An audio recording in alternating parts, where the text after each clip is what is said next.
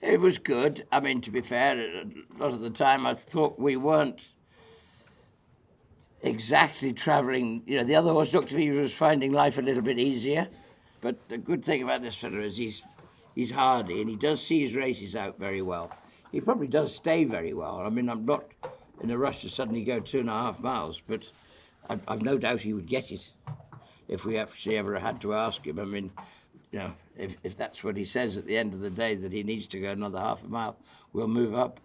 It was a tough race, and so, you know, you'd expect them to have a little after effect. But to be fair, he was bright and breezy straight away. He looked well, he ate up, and he's been very straightforward. But he had a couple of quiet weeks after that, and now he's sort of back in his pre-Cheltenham build-up.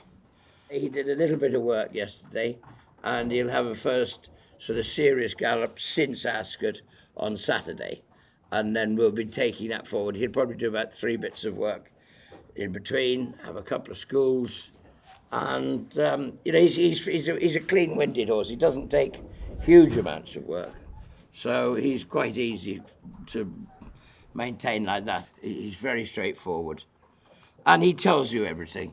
You know, unfortunately, he was telling us before the Tingle Creek that he wasn't right.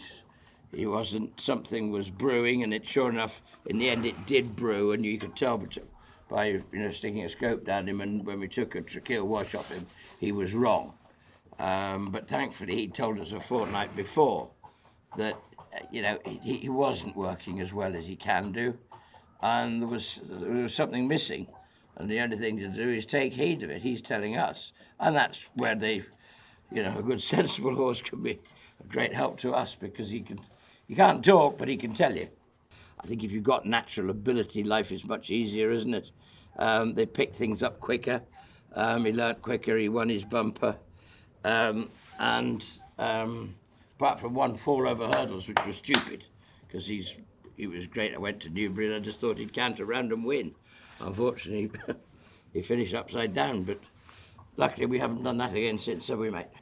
He was at the Tattersalls point-to-point sale, and we were looking for a horse for Joe. I mean, you don't need to look at a horse for very long. You either like it or don't like it.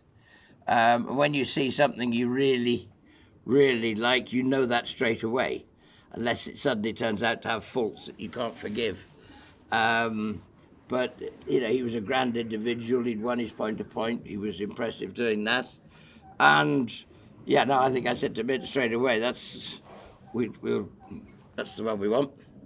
Sometimes you get it right, sometimes you get it wrong. I mean, it was in the, you know, it was rather like when the first time I saw Altior in a box, he was as a store. You know, I said, I'm buying that. Okay, I say that a lot of times, and 9 out of 10, they're probably no bloody good at all. But, you know, as I say, sometimes you're lucky and you get it right.